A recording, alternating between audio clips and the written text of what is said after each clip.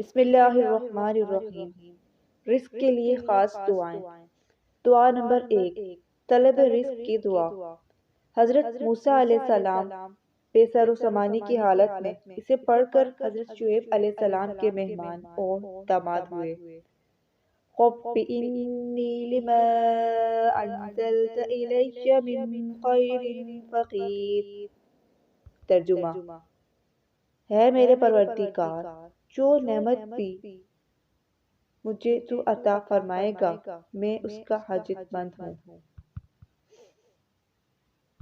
دعا نمبر 2، ما شاء اللہ لا حول ولا قوة الا باللہ اشہد ان اللہ علی کل شیء قدیر۔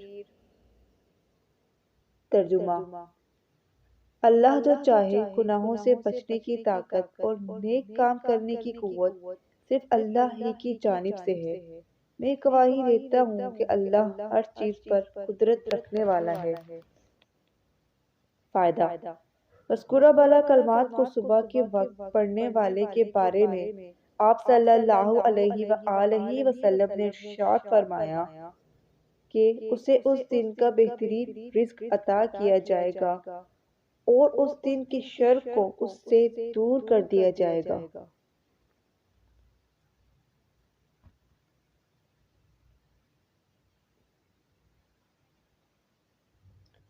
کشائش رزق کے وظائف۔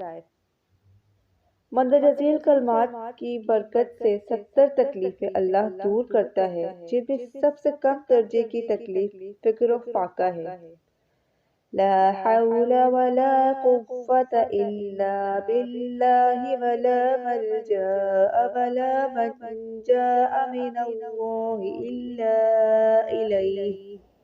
ترجمہ: نہیں ہے طاقت گناہ سے بچنے کی اور نیکی کرنے کی مگر اللہ کے سوا، اور نہیں ہے جائے پناہ اور نہ جائے نجات اللہ سے مگر اسی کی طرف۔